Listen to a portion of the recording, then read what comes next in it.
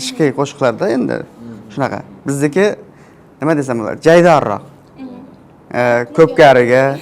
Ko'pkariga, kurashga, xalq degan narsaga endi yosh katta insonlarga ham, yosh kichiklarga ham tushadigan narsa. Lekin hozirgi zamonga moslab turib qanaqadir hozirgi yo'nalishlar borki, nima deydi, musiqadagi.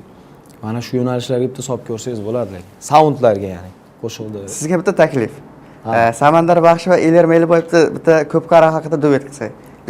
Premyera podkastimizda. Hozir live boraylikmi desam.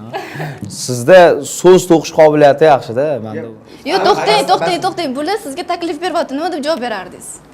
Mayli, agar ko'rardik, o'ylab ko'ramiz ani nima deydi. Ya'ni rozisiz. Xohlasiz, men sizga hozir ham to'qib basalib berishim mumkin. Hozir shu joyda. Hozirda o'zi. Hozir o'zi. Bo'pti, eshitib ko'ramiz. Zamonaviy talqinda aytib ko'raman. Aha.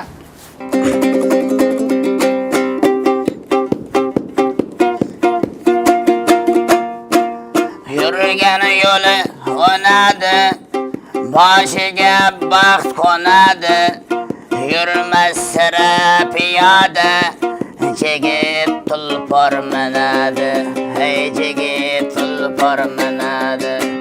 Boshi borig'i rotay, uchqur qanotay, to'rvalari banotay, chigit tulpor minadi, tulpori ham o'chadi, qanotlarini ochadi, qo'rqa chetga qochadi, chigit tulpor minadi. Shunaqa Davom etamiz. Hay yare boraman.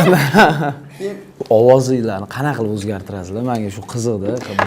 Xuddiki hozir yonimizda Samandar yo'qdi. Boshqa inson. Umuman boshqa odam aytib turib, gapirganingiz va shu boshqa odam, mana qo'shiq aytganingizda umuman boshqa odam chiqadi. Endi biz bu san'atga kirganimga 13 yil bo'layotgan bo'lsa, endi